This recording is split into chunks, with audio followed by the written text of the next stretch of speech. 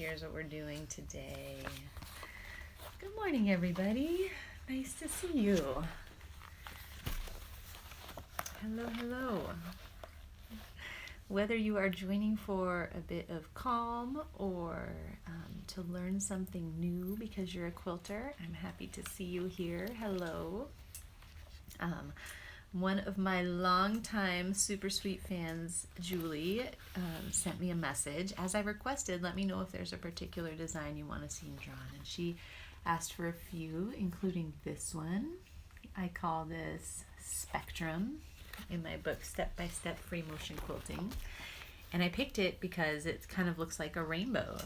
And last night I was reading a book to my son called When the Sea Turned to Silver, which is a beautiful, thick book. He's really into chapter books now. And in it, there was a story of this cataclysmic event where there was holes in the sky, and this goddess Nua put 5 different colored stones up in the sky to block up the holes. And then finally, the last big hole she had to block up with herself. She sacrificed herself. And then that was sort of like the rainbow story. Every culture has their rainbow story, and that was a beautiful idea. So that inspired us to have rainbows today. Oh, Chris says she might have to quilt her looper quilt with that design. Oh, very thematic, right? Like the curves. Yeah, I love it. I love that idea. Well, let's talk about how to do this one. This is the first time we've done one of these kind of designs that I sort of lovingly called barnacles. I call them barnacles because if you know what a barnacle is, this little creature that grows underwater, but it doesn't just grow free-flowing like a jellyfish or a fish. It is always attached to something. And so a barnacle design is always attached to something. Its base is on something else. So that base could be the edge of the quilt. It could be the edge of the space that you're quilting. So like maybe you're quilting up to a seam line, or that base could be a prior barnacle. Whatever it is, the ends of the design are always resting on something. So you can see the top of my thing here. I'm going to make the first base then the edge of my piece.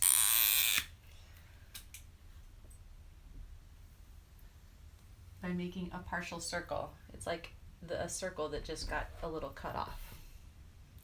And after I've made that, I'm going to go over a little bit along the edge of my piece just so that I can have some space to come back around and make an echo. And then when I'm over there, I'm going to go over along the edge of my piece just enough to have enough space to come out wider and again wider, and maybe one more time. And then I decide, okay, that's enough. And then I get to decide where I'm going to put my next one. I could put it here. I could put it here. I could put it here. I get to pick wherever to get to the right place. I think there's a little more space over here, so I'll just go over to here. And now I'm right here, and this is where I want to start my next one. So then I'll just lead out. I could have done that a little better, but let's go with it. And now this is the new base, right? So I can slide over on the edge and make my echo, and slide over on the edge and make my echo. You see me trying to round this out a little bit. And slide over and make my echo, and maybe I decide that's far enough. So I'll travel back along that last line I just did and find my next place to start my next circle. My kids loved coloring this. When I had the cast off pages of this design when I was drawing for the book, my kids loved coloring them in. Lots of rainbows were being colored at our house in those days. Let's see, I'm going to do one more. Beautiful, and then I'm going to come back along that last arc and put in my next one, and let me see if I can show you what to do in these tighter spaces.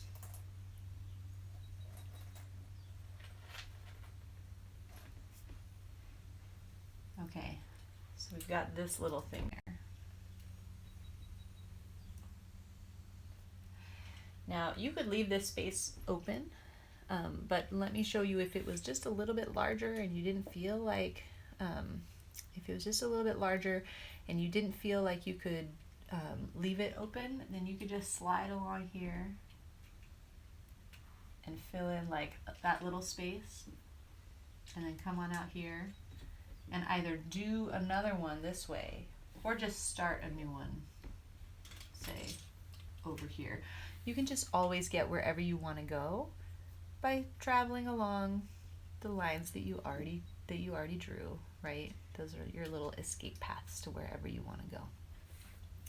So if you're up here, I don't know if you can see that there. I'm fixing the glare. I started this one, but now it's going off the page.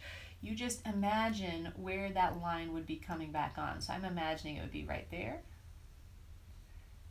And then we'll end up doing that again. And again. Now if you're quilting this, maybe you just decided to go up here and then down here because you knew you could get back up this way. That's fine too. If you don't understand what I just said, no worries. And then here's a fun one. Let's put this one, let's fill in this little space. I made this little leg here. And then pretending that that little bit of the spectrum is behind this one, I'm going to travel along and imagine where it would come back out from behind that one. So I just came out that way. And then I probably go back here and fill that in. And now I'm kind of off the page, so I could come back and restart anywhere. So that's only going to happen when you're working at the edges, right? But I could just decide, okay, I'm just going to break my thread and then restart it right here. Look at this. You could have two different rainbows as its base. That's cool.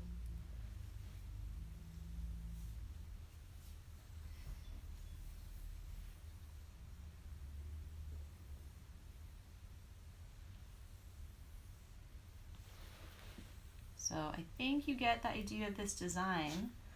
So let me just give you an idea of what a different, pausing. Let me give you an idea of a different barnacle, just so you can kind of like get that idea in your head a different way.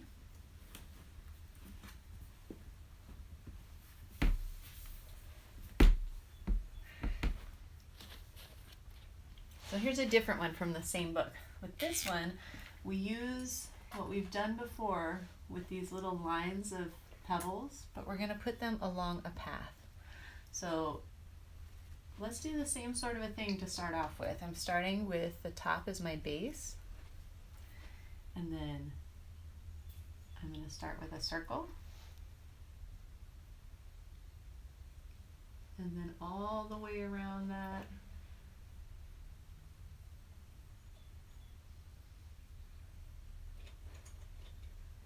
To the other side, and then traveling along that inner, and then after I got to the other side, I travel along that inner arc that I made, and then kind of sneaking out between two little pebbles, start my next arc.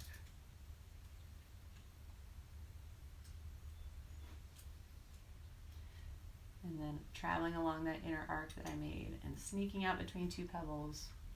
This one's got one leg on this side and one leg on that side.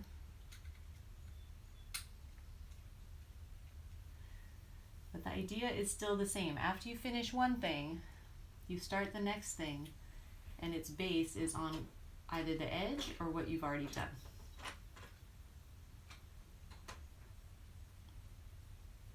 This one's called Bangle. It kind of reminds me of Lizzie House's fabric called pearl bracelets. So I think I see a couple of questions here, so let me come back through.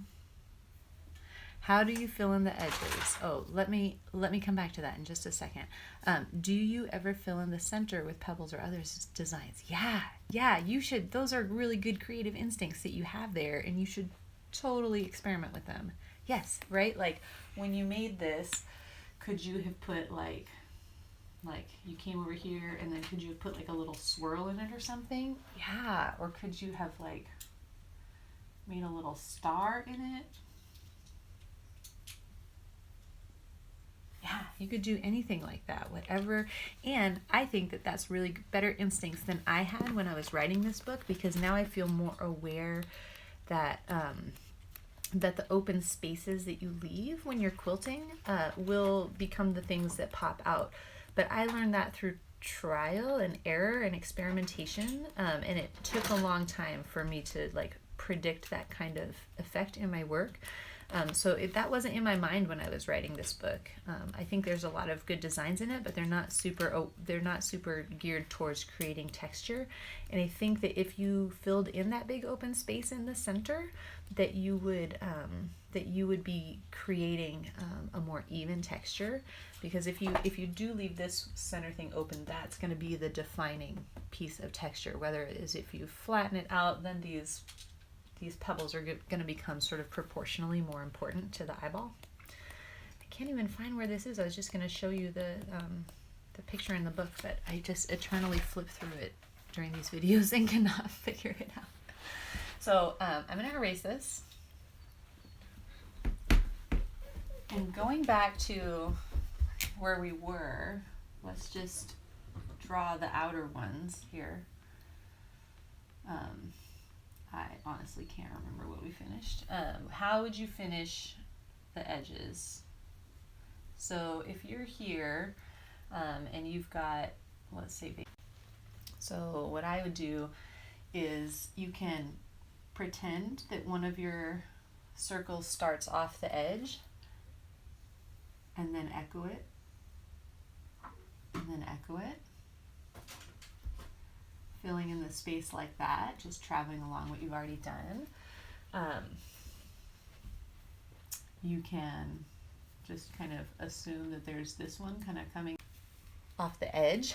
You just use your imagination and think about how could more of those things fill in the space, and where would the lines end up. I think it's probably, I don't know if I've never quilted this over a whole quilt, but if I was doing it, probably what I'd do is get the whole basic area done first, fill in any edge pieces that were easy to do as I passed, but I might go back at the end and just any little gaps I probably wouldn't worry about as I was working, and just go back at the end and add them in, because I have so much access to the area, right? I can come in off of any of these edges if I'm quilting it, and I don't have to think about like how I'm gonna get there. I can always just come in off the edge. Let's see if there's any other questions that came up here. I figured out my thread snapping issue, and I'm excited to try these circles. That is a wonderful triumph. Congratulations, Southern Boy Sews. That it's so hard when that kind of stuff is happening. So good perseverance to figure it out. All right, well, that is our short and sweet episode for today.